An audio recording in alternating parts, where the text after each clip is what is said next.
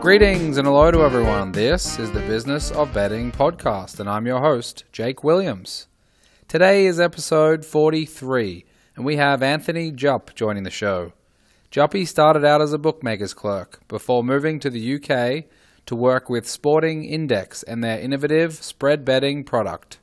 Upon returning to Australia, Juppy spent time at Sportsbet before switching to the betting side and now focuses his time on niche sports betting markets. This podcast is proudly sponsored by Betfair. Betfair operates a betting exchange and is licensed in the Northern Territory of Australia. Residents of Australia can join Betfair by visiting betfair.com.au and support this podcast by using promo code BOBPOD. Please gamble responsibly. As always, you can find us at businessofbetting.com or at bettingpod on Twitter. Please fire in any questions or feedback and potential guests you would like to hear from. So thank you for listening, and I hope you enjoy my chat with Anthony Jupp.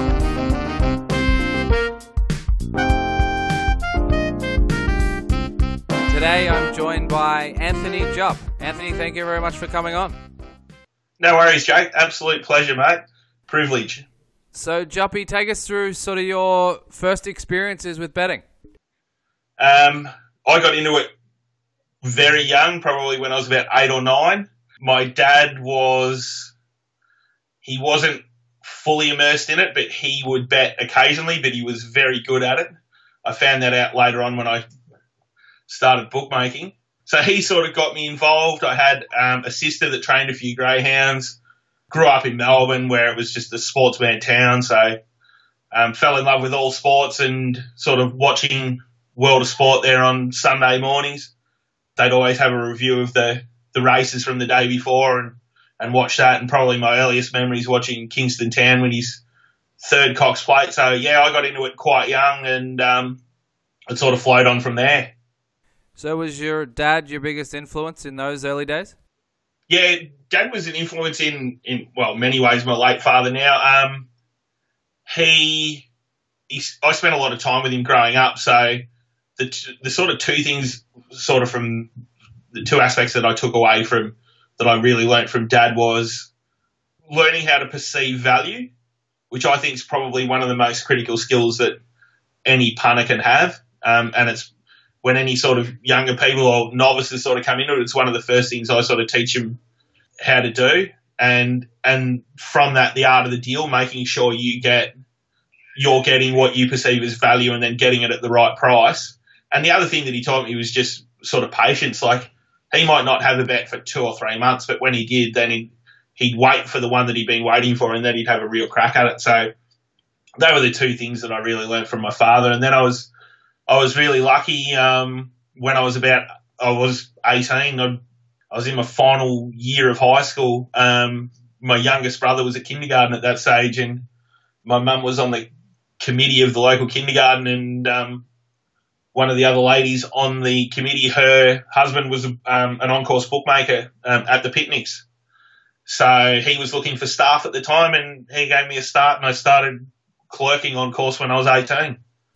Most people that know you on Twitter will be aware of that name, that's for sure. So, perceived value. How did your dad, sort of when you were younger, instill that idea in you? And I guess from a betting perspective, you mentioned the patience involved as well. But with regards to value, I don't know too many people in their sort of teenage years who are thinking about betting from that perspective. So, were you aware back then what he was trying to instill, or do you just know now that some of those lessons were really valuable?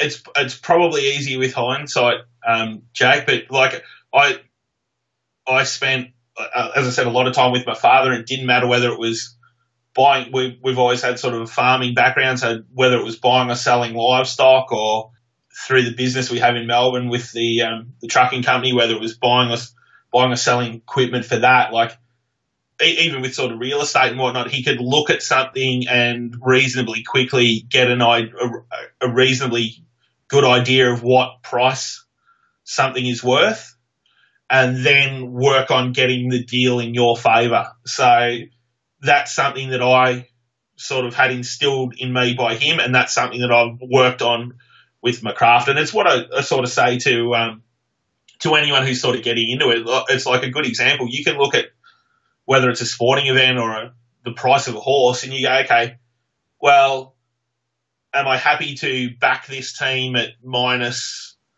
10.5? You go, well, no, but am I happy to? So, would you be happy to back the plus side? Yes. Well, what price would I need to back it? Well, then, if that's the case, it might be, say, 7.5.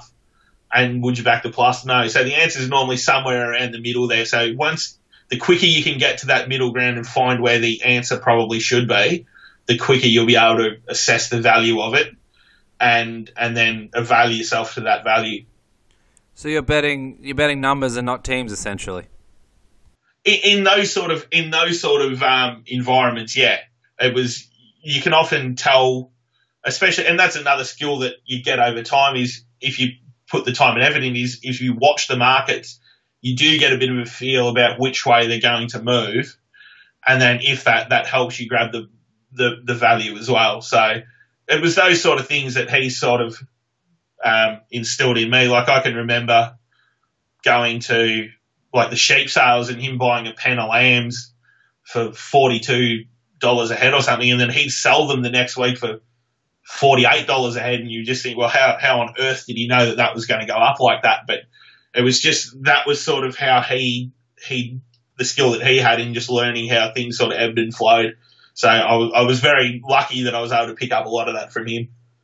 And what about the virtue of patience? Did you carry that forward into your current betting life, and I guess how you approach placing bets?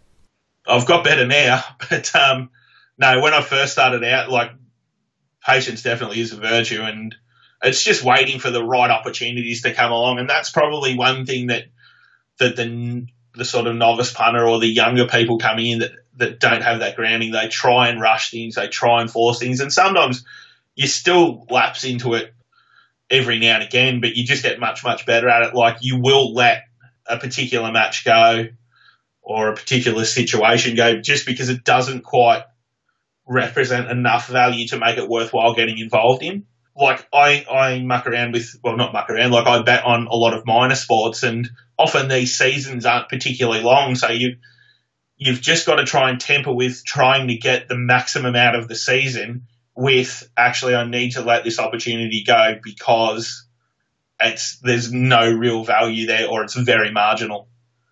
So what about the bookmaking? You mentioned you started out clerking early on. What were some of the things you learnt most from that time, standing up at the racetrack and essentially taking bets? So this was sort of in the late 90s, early 2000s when I first started on course, and for lack of a better term, it was the beginning of the end in a lot of ways, but it was still vibrant on the course. There was still lots of bookmakers there. There was still any number of punters, and the picnic racing scene here in Victoria still gets a crowd to most meetings, where some of the other meetings you go to, there's just hardly anyone there. So it was a really good environment. You saw a lot of very new punters, and there was a handful of sort of shrewd punters that you learned to watch. A lot of it was also learning what not to do. So learning what people who you knew were just going to lose their money, what they were doing, and trying to avoid that. And also, I was lucky with the bosses that I worked for. I worked for 3 or 4 different bookmakers I was probably clerked on course I was about 8 or 9 years before I moved. I worked for 3 or 4 different bosses, all who had different styles. There were 2 there that were very good form analysis, another one that was a very good figures bookmaker, and then another one who was a very good relationship builder. He would happily accommodate the guys that would bet bigger. He built bigger books than probably the other 3. He'd probably take slightly more risk, but he was just sort of, his strengths weren't really in the pricing side of it. So it was a really, really good grounding for the time that I was on course. And then about the mid-2000s, I wanted to get into the industry full-time. So probably took the biggest calculated risk of my life, just about. I packed everything up, put what I didn't need in storage, took my new wife to London and we spent nearly 5 years over there where I worked. My first job I got was answering the phone for Sporting Index and worked my way up through the ranks there. And that was a really, really interesting time because they're not your traditional bookmaker. They bet on what they call spreads or indexes, which means that the easiest way to sort of describe it is the more right you are, the more you win, and the more wrong you are, the more you lose. So if the line is, say, on an NFL game, just with a narrow spread, 2.5, 3.5. So if you buy a team to win at 3.5 and they win by 6, you win 2.5 times your stake. But if they lose by 3, then you would do 6.5 times your stake. So it was a really good grounding working there because there was a great bunch of really, really sharp-minded people there. And with them being two-way markets, so you could both buy and sell, you had to get your pricing much more correct than what you would in the traditional fixed odds markets where if you weren't sure, you just put up a little bit higher percentage, kept the limits down. Whereas with the spread markets, they were two-way markets, so it really did help hone my skills. So is that riskier than typical bookmaking from your perspective? Obviously with, poker where the house just takes a rake, there's, no risk in that. When they're bookmaking, they can alter the percentages. I know a lot of bookmakers now, or certainly here in the US, they'll talk about, 5 to 7% margins. Sometimes in Europe it's a bit higher on sports, and it's not no risk, but you can try and balance as much as you can and offset some of your liability as you go. For something like Sporting Index, was that a riskier proposition with, I guess, more high risk, high reward? There is definitely more risk involved, both for the punter and the bookmaker. The bookmaker's got the advantage in that the spread's normally wide enough where if you actually converted it to a fixed odds price, there's quite a bit of margin in it. And you were then relying heavily on the skills of the trader to make sure that that price was around about where it should be. And then, as you say, you try and get balanced action where there's both buyers and sellers in the market, and you try and then hope that it falls in the middle. But it didn't happen very often. You could have some big wins, you could have some big losses. It was a very they were also heavily involved in play too. So, and especially on some of the more volatile sports like spread betting works really well on a game like cricket, where the runs essentially can make up the total runs for an innings can make up easily 100 either side of the spread. So there were some that were particularly volatile, some that weren't volatile. Like the NFL's somewhat volatile, but it's not too bad. Normally you'll only finish, it'd be rare to finish 10 points sort of either side of the spread. So yeah, that was a great grounding. And the other thing that they were heavily into, and this was in the early, sort of the mid 2000s, where they were big on building data models as well for the traders to use. They were really at the forefront. It was those guys in Bet365 at the time that were really pushing that. So I learned a lot from using those models as well. So what was their product on soccer, for example, where it's very low scoring? What tends to happen then on soccer is there's not as much volatility, but it just means the stake size of the punter is much bigger. So they would bet sort of supremacy or total goals, and they might set the goals at 1 to 1.25. So if you thought there was 2 goals, you'd buy. If you thought there'd be none, you'd sell. But what you might only buy, say, the total runs in an innings for maybe £1 or £2, because that could work out to be a 200 or 300 pound swing. You might buy the goals in the soccer for 100 or 150 pounds to give you the same sort of level of volatility and movement and potential profit. So what type of sort of active managing of risk on the trading side were you doing when it was something like cricket, where I'm sure the markets are probably set around, 250, 300 sort of area, and then you can have 500 runs pretty easily. Are you looking at that each over? Are you looking at it every few hours? How did you approach it? Yeah, you would just try and move that. You had to try and anticipate the way the market and the match would move in play to just try and get ahead of wherever it was going to be. And you had to either call it down or call it up as you saw fit if you felt that was the way that the market was going to head. Like if after you've watched a couple of overs and there hadn't been a wicket and they've been scoring reasonably easily, well, then you knew that you just had to move your run bases up a fair bit more aggressively than what you'd initially thought. But sometimes that could get you into trouble too. So it's a fine art, that one. And the guys that I know that are still doing it and have done it for a long time, I've just got so much admiration for those guys because it's such a difficult task.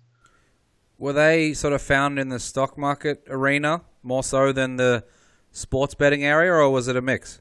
I would say a lot of them came from what they call in London the city. They'd had come from the sort of the share trading sort of background, because that was sort of the initial target audience for the firm. It was like getting some of those city traders to get them to bet on sports in a way that they were familiar and comfortable with.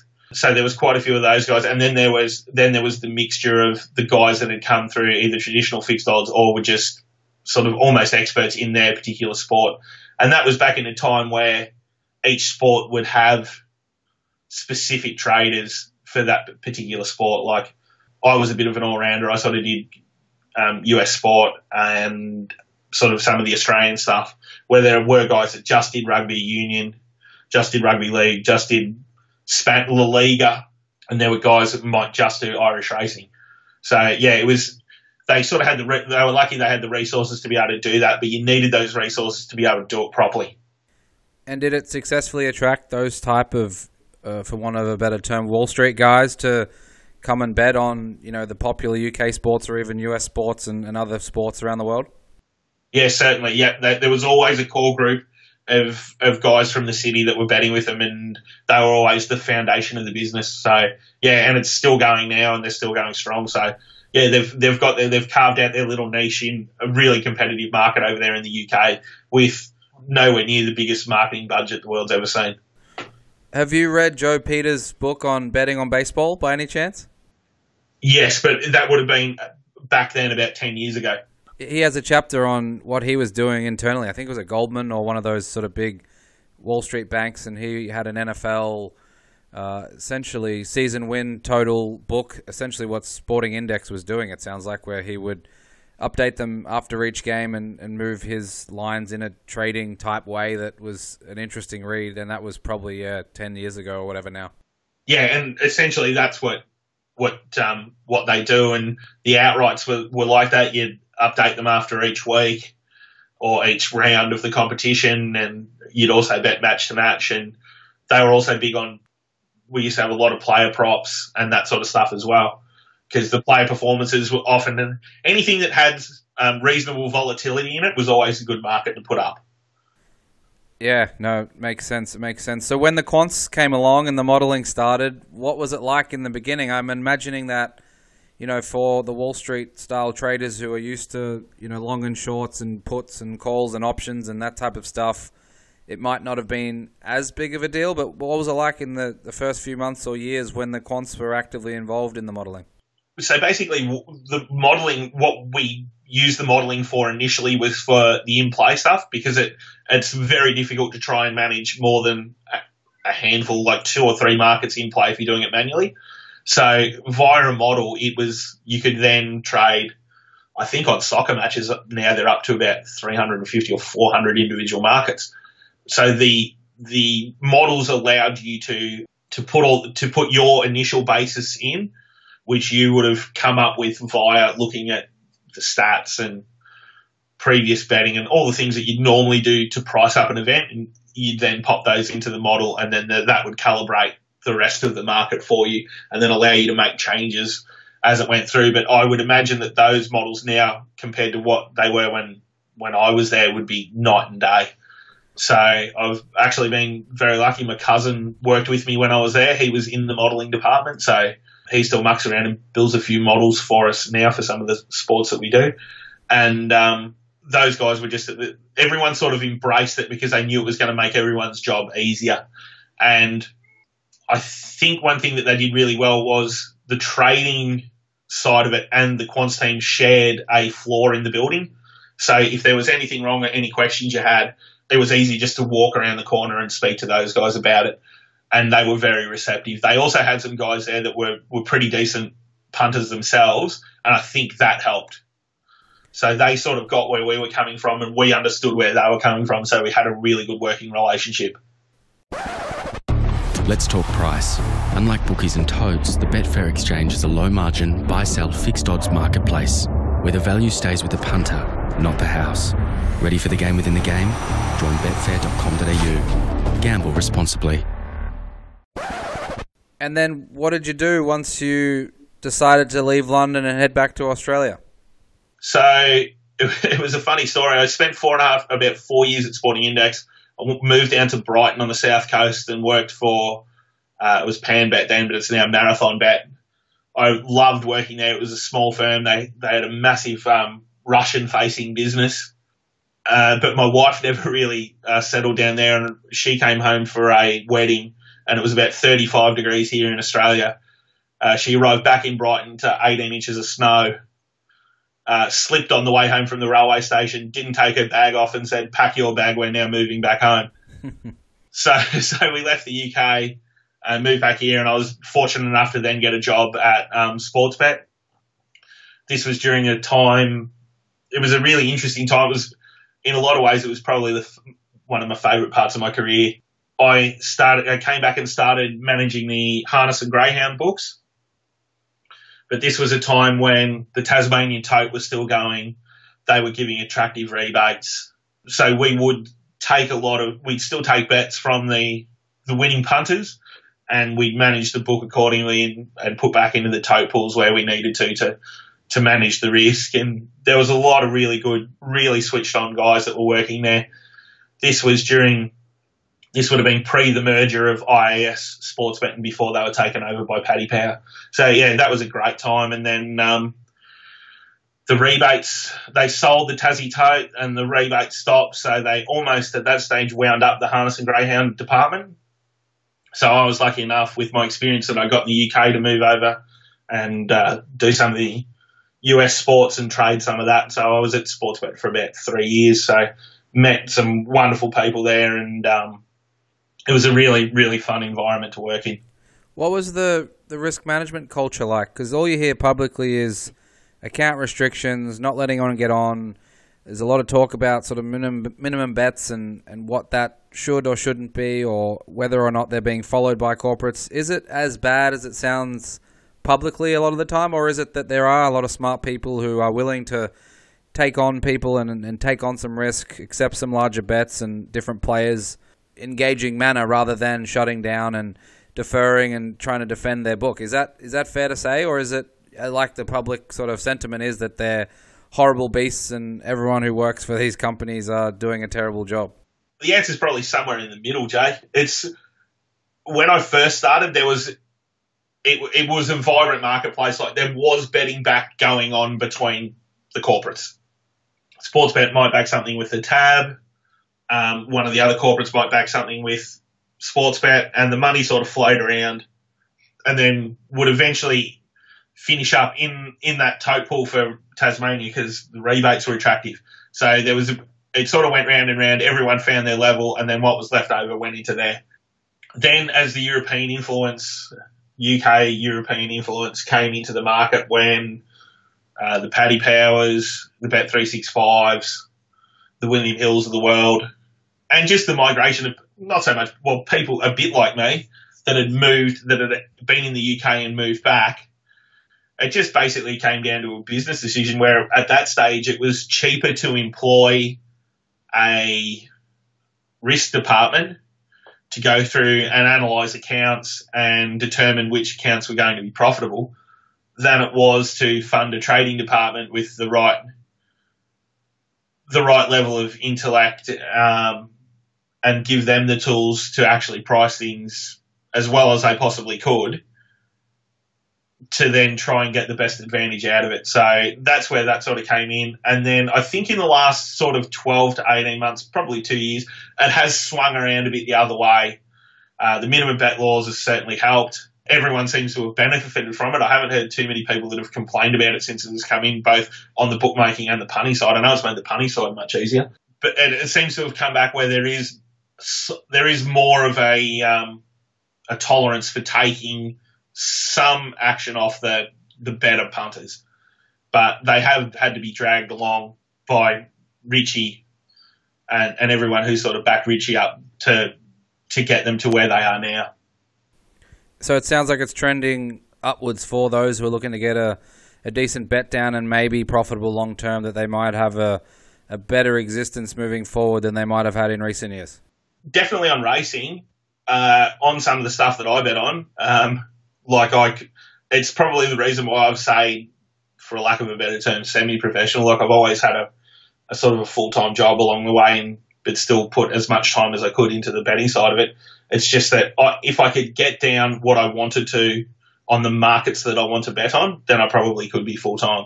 But it's just the way the world is.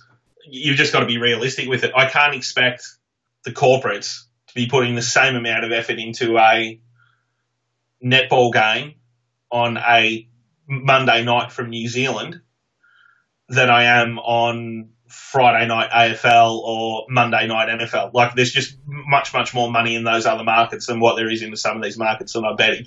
So I understand that the limits are going to be different, and you've just got to learn to live with it. You can't complain. It's just no point. Like, they're not going to. I've never heard of an account reopened or a stake increased on the back of whinging. So you've just got to just get on with it. So let's jump over to the sports betting you're doing. What sort of suite of, I guess, leagues and tournaments and sports do you focus on? The way I've sort of set myself up, Jake, is I'm happy to be a medium to slightly larger size fish in a small pond, as opposed to being a small fish in a really big pond. So my year looks like from about October through the summer here in Australia, I bet on the WNBL, the Women's Basketball League. So I sort of immerse myself in that.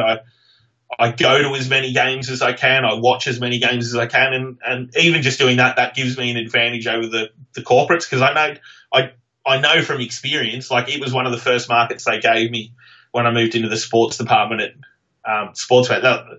It's the most junior traders they'd have would be pricing some of these up. So I've made my way through that season. It was a really profitable season this year. I bounced back, and then I've branched out into the AFLW. That's been quite good. The early part of the season was really good. The latter part of the season, last week or two, hasn't been great, but I've worked my way through that, and then I'll roll into the Super Netball. Will be up along shortly in the Queensland Cup Rugby League, and then from there we flow into the Mitre 10 Cup Rugby Union from New Zealand. So they're the sort of sports that I'm sort of aiming at, and I tip a little bit more time into those than probably what the market makers do, and that gives me sort of my advantage from there. There's no point. I still follow and watch the bigger sports and occasionally bet on them, but I also know that my margin's going to be much, much smaller on an NFL, an AFL, an NRL than what it will be on the minor sports. You mentioned before that potentially the junior traders that are covering these. Is that the only reason or the sole reason, because of that sort of sweet spot in your approach, that you pick those type of sports? Yeah, you've just got to sort of pick your mark. What I've tried to do through my career is not necessarily be the smartest man in the room, but try to surround myself with the smartest people in the room, and also then realise who isn't the smartest person in the room. So just through the time constraints that these corporate bookmakers have, I know they can't put as much time into these smaller markets that they're not going to hold the money on. So I've just got to pick my mark carefully, and I'm happy to put the time into that. And in this sort of era where there is still 10 or 12 places where you can get something on, it still makes it worth my while that I can spread it around and get down what I consider is a reasonable amount to make it worthwhile. So do you love these sports? A lot of people are passionate about racing. They'll love Aussie rules. You know, they're big NBA or NFL fans, and they bet accordingly. Are you in that same boat? Yeah, and a lot of it's grown on me, like especially the WNBL. Like, I knew nothing about it when I started, and now it's also worked in really well with having a young family. Like, my wife and kids love going now, so they're involved too, which makes it a hell of a lot easier than just sitting in an office watching games. And yeah, they have grown on me, and it does help being a sport lover to begin with. But then it then gets more enjoyable as it's however deeply you take it. Like if anyone's played fantasy sports, they obviously love that they see a different aspect and a different depth in that sport than just the occasional fan that tunes in to cheer for their team. So by putting the time and effort in, it does grow on you. Yeah. So yeah, I do feel passionate about those sports. I really enjoy watching them, because if it didn't, then this would be a very laborious job. So what's your approach and your strategy on the analysis side, putting aside the betting for a moment, which we'll touch on, but do you focus on these games as you would an Aussie rules or an NFL match, and you're watching the tape and you're pouring through statistics, you've created a model to some extent to feed all that into? Is that a very similar approach as you'd expect from a professional punter focusing on other major sports? Yeah, very much so. The key difference with these sort of slightly lower tier sports is, and it's still the case in some of the bigger sports, especially NBA, where the roster's not as big. The injury news is key, and knowing who the lineups are going to be, because the difference between the value above replacement in some of these leagues is enormous. So if you can sort of get a feel that a certain player is either going to be playing or not playing, you're just at a massive advantage.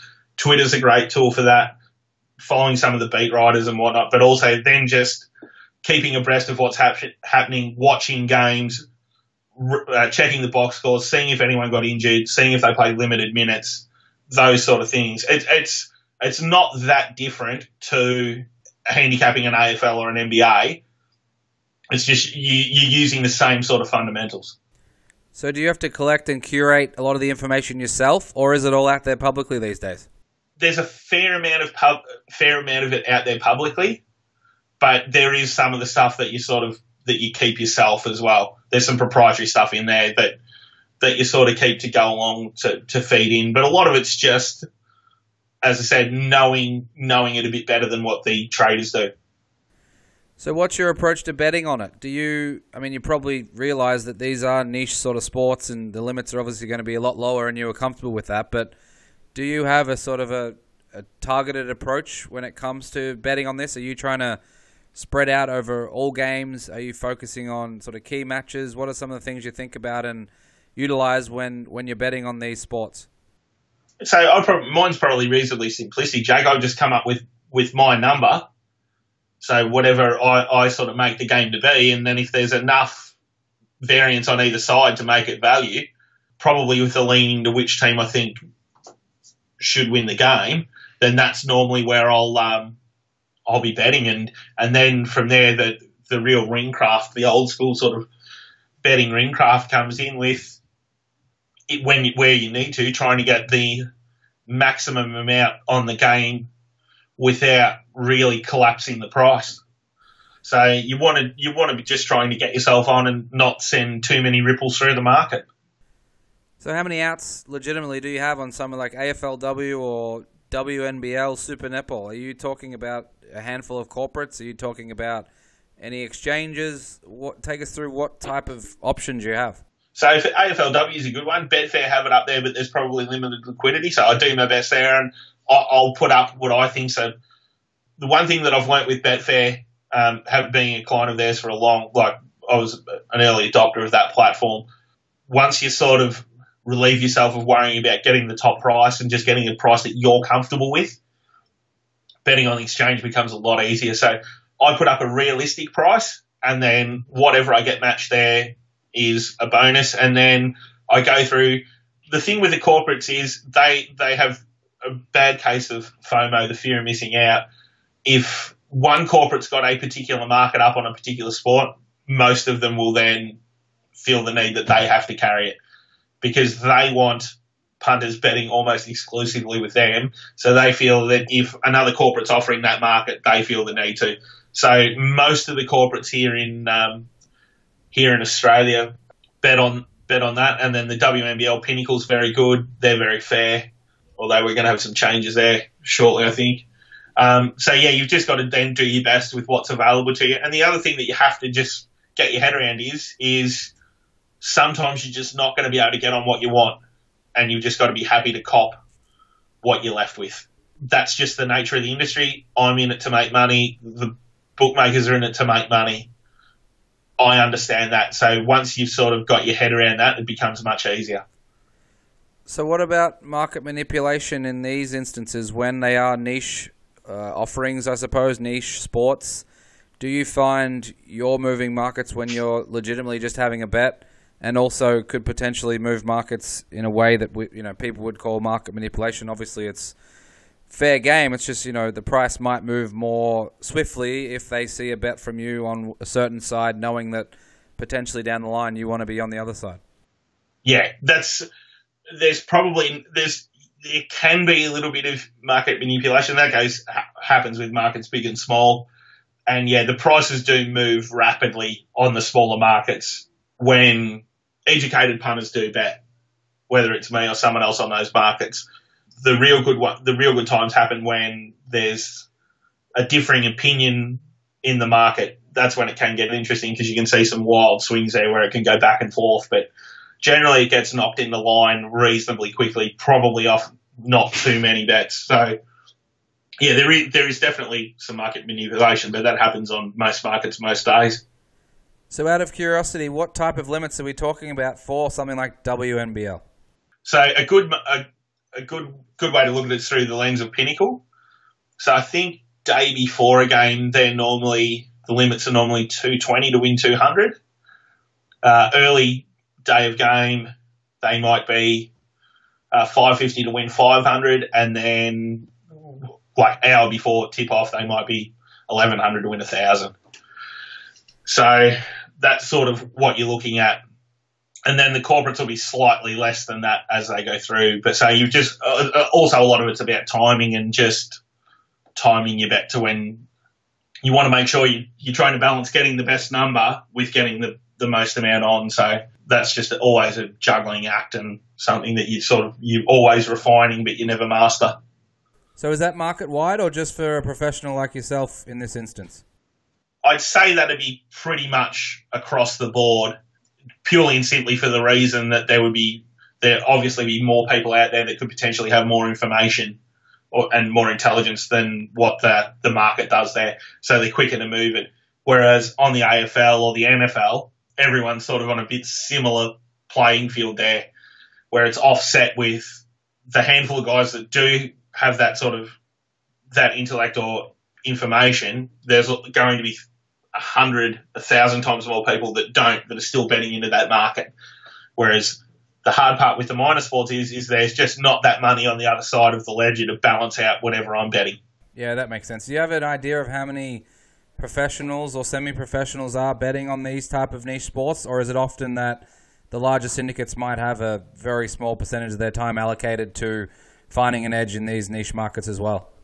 Especially for the smaller and medium size, like guys that make money out of the game, there'd be quite a few that would be focusing on some of the minor sports. Like I know, especially over there in the US, Jake, like WNBA is a sport that's popular amongst the sort of professional or semi-professional community, because they see it as beatable.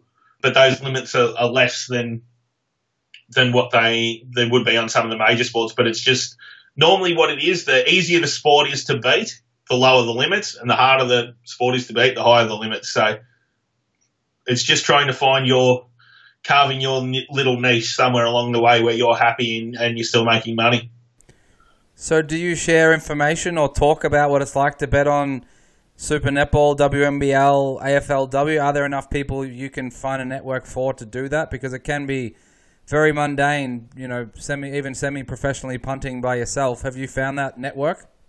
Yeah, I've been blessed during my time, Jake. I'm very lucky to have worked with a lot of really sharp people, and wherever I can, I've sought out and met sharp people. So I've got a great network of people across many different sort of betting options. And yeah, I've got 3 or 4 guys that I'd speak to about Super Netball, 3 or 4 guys that I'd speak to about WNBL, a couple of guys on the other sports. And yeah, and it's just, it's mutually beneficial for each of us, because it means that there's 3 sets of eyes looking at something rather than one, and it does make it a little bit more social. And yeah, I'm just very lucky that I've got so many of those guys in my life that I can talk to about, whether it's over here today, it's Adelaide Cup Day. Well, I know there's a couple of guys that specialise in South Australia. I could hit them up and they'd probably have a tip or two for me there. Something that I can have a look at later on during the day to pass the time. And then if they wanted anything from me, they know that they can just shoot me a message and I'd be happy to help them out. So you mentioned, we spoke a bit before about patience, and you mentioned sort of the short seasons for some of these sports. How do you balance? Obviously, you want to turn over enough money to make it worthwhile and maximize your return, but you don't want to just be betting into every market for the sake of it. How do you balance that sort of approach in terms of the turnover versus maximizing return, having the short amount of games often? Well, that's where your discipline is really key, Jake. You've just got to, once you've got that set of prices and that's your assessed price, you have to stick to it.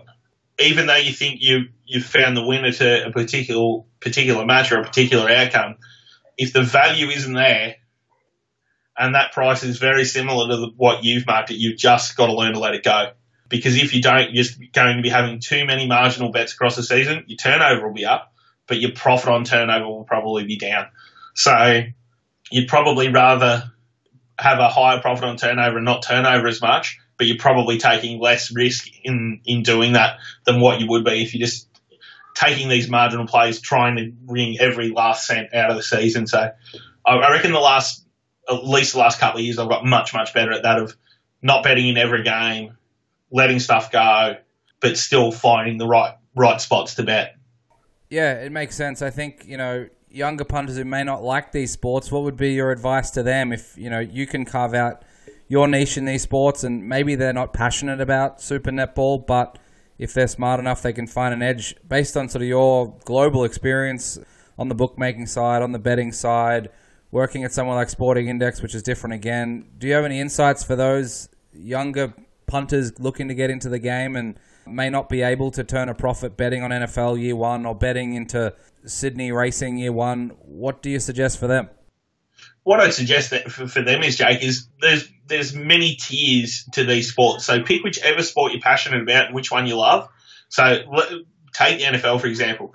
If you're finding the NFL too hard to beat, drop back, spend a little bit of time and focus on maybe the CFL, the Canadian Football League. Look, the thing is, because there's just not going to be anywhere near the amount of sharp money. They're not spending the same amount of time and effort pricing it up. So if you're happy to put the time and effort into that, then maybe that's your niche. And it's the same over here for AFL. If you're struggling with the AFL, spend some time on the VFL or the SANFL or the next level down. Just try there. The game's essentially the same, and if you're prepared to put the time and effort into it, you'll definitely get the reward out of it. And especially if you're starting out small, you're probably not starting out with a huge bank, but this is a way that you can reasonably quickly build your bank up. That would be my advice, is if you think that it's too hard at the top, come back a rung. And it's the same as if you're betting on Sydney racing. Well, then do the form like normally. Well, this weekend just gone, I think there were 4 meetings at in New South Wales that were covered by the bookmakers and the tabs. Well, rather than do the form for Randwick, definitely watch them and keep an eye on them and enjoy them, but do the form for Tuncurry or one of the smaller meetings. It'll be a smaller pool of horses. They'll all have the gap between their top and the bottom won't be as big. You can get big advantages by knowing who the key jockeys and trainers at those meetings are going to be. Those stats have much more influence at that level of racing than they do higher up. And they've still got the same limit as what say a Gosford meeting would have on a Thursday. Like, they've still got to bet you to win 1,000 at Tuncurry, and they've only got to bet you to win 2,000 at Randwick. So there's definitely edges around the market. You don't have to be right in the thick of it. And also, the other key thing is, don't think that you know everything, because you just don't. The sooner you get that, just know what you know and just have your opinion and try and stick to that as much as possible, but also realise you don't know everything that's happening. Yeah, no, that's That's good advice. You mentioned building your bank, and I'm sure a lot of people on the punting side have tried building their bank and gone back down to zero. I'm sure you've seen it on the bookmaking side with different punters probably having a strip out over a week, a month, a year, and getting back down to zero. In your experience, or what advice do you have for those who may have a strip out, may lose their bank and need to start again and recalibrate? What would you say to those people? Well, they're not Robinson Crusoe, that's for sure, Jacob. They're not alone there. I've been there a few times myself. The thing is, you just can't be too proud. Like, where I'm currently betting at now is not where I've bet at my peak. But I have to bet within the sort of limits of what my bank will allow. So therefore, if you've got to ratchet down your staking, don't be too proud to do it. You've got to bring it's all about what your bank will tolerate. You shouldn't be betting more than 5% of your bank on any one bet because you want to stay in the game. The thing that I'm most proud of my time is that I've been in the game for sort of 20 odd years now and I'm still here. Because there's been many that have had more idea than me and they've come and gone, but I'm still sort of here just chipping away. And that's what you've sort of got to do. Play the long game. There's no last race or last event. It just keeps flowing on. So just make sure you're not overstaking, ratchet down when it's not going well, and always be reviewing what you're doing. And the key thing for people starting out is, and I was lucky that I got onto this when I was young, is keep records. Yep. I've got a Microsoft Access database that I had built. That must be at least 10 or 15 years ago now, or 10 years ago, I think. So I've got 40,500 bets in here now that go back to 2004. And then I can play with that data. I can see where I win, where I lose, how I've performed in certain situations over that time. It's great for reviewing. It's good for settling too. So it's keep records. Don't just rely on what's in the accounts at the end of the week or month or whatever. Actually, treat it as a business. Take it seriously, and if you do, you'll be rewarded. So that would be my advice to anyone who's coming in. Just find your little niche, work hard at it, take it seriously, and if you do, you'll be rewarded. The Betfair Exchange isn't a house that sets the odds. It's betting at its purest. One punter's opinion against another's. Play the game within the game at betfair.com.au. Gamble responsibly. So before I let you go, I have to ask, everyone I've spoken to knows who you are. Everyone says you're a networking wizard. Some people aren't as good at networking or reaching out to people that might be able to help and assist them. And if they're focusing on niche sports, it might not be that easy to find, experts at WNBL, or even if it's, Melbourne or Sydney racing, they might know the names, but they don't know how to reach out. What would be the best way, do you think? Obviously now people might say Twitter, but what's the best way to get involved with other like-minded people and share ideas and, I guess, build your intellect and competency at a certain, sport, whether it's on the analysis side or the betting side? There's a few ways. When I first started, it used to be just get to the track. That's where everyone was. Everyone congregated in one spot. But now, as I say, social media's changed all that. Twitter's great. And the thing is on Twitter, the worst thing that can happen is you reach out and you don't get a response. I mean, if that happens, you're not going to finish up in the emergency ward.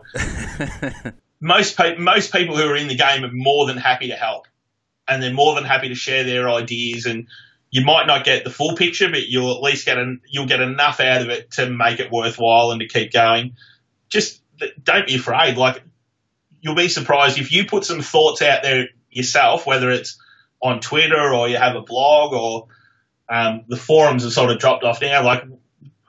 Sort of 8-9 years ago, the forums were massive and I learnt heaps. There was probably one of my favourite websites ever was a site called Punting Ace, and there's still probably half a dozen professionals and a couple of guys like Scott Ferguson, who's a friend of mine who you've had on as a previous guest. He was on there. There was a good group of us then, and I still talk to quite a few of those guys now. There's always people that are willing to help. So don't be afraid to reach out. And I'm lucky that I've sort of got that personality where I'm pretty outgoing and whatnot. And I'd like to think that I'm reasonably easy to get along with. So I've been lucky that I have been able to make a lot of those contacts. But a lot of it's just been out of just the worst thing that can happen is that you don't get a response. And at the end of the day, that's not the end of the world. So, yeah, and also just pay attention, like keep your eyes and your ears open. There's plenty of stuff that you can read or notice and if you're continually just taking in information, that can give you the edge, and it can just be one little thing that might be overlooked in the market that's the difference between winning and losing. Yeah, absolutely. Juppy, your time is very much appreciated. Before we sign off, what's your Twitter account so those who are interested can reach out to you? I'm at the Picnics, and that's a capital A, capital T, capital P. Yeah, from basically where I started from, because when I used to talk to everyone, I used to say, well, at the Picnics we do this. Well, that's where the name came from. So, yeah, I'm at the Picnics on Twitter, and you'll find me on Facebook. And if you're here in Victoria, you'll normally see me at some of the country racetracks. I still do a bit of clerking for another previous guest of yours, Natalie Hinkley, Jake. So, yeah, so I still get to the races, and I go to the harness racing if there's no sort of galloping action. I still get to the track reasonably often. So, yeah, just hit me up and in any way you feel. So I just want to thank you for having me on, Jake, because this has been such a great series of podcasts. And as someone who does listen to a lot of podcasts, there's a lot of good free content out there. I might even tweet that out later, just a list of some of the podcasts that I listen to, because there's a lot of great free information that you can get out there that'll really help you in both your betting and your sporting knowledge as well. So I appreciate you having me on. No worries at all. I believe Nat said that if anyone found her on course, she would give you a couple of rolls over what she's got on the board. So I'm going to say that definitely applies to if someone catches up with you on a racetrack out there anytime soon, they should ask for the same treatment, right? You definitely won't be getting middle toe. You'll be getting well looked after. Awesome. Juppy, I really appreciate it, mate. It was good fun chatting and something different on those sort of niche sports and sports betting in general. So once again, thanks for your time and all the very best with the upcoming AFLW, Super Netball and everything else you got going on. No worries, Jack, and thank you, mate. You've done a wonderful job with these, and thanks to the guys at Betfair for jumping on board and sponsoring the pods too. They've done a great job. Absolutely. Residents of Australia can join Betfair by visiting betfair.com.au, and please support this podcast by using promo code BOBPOD. Gamble responsibly.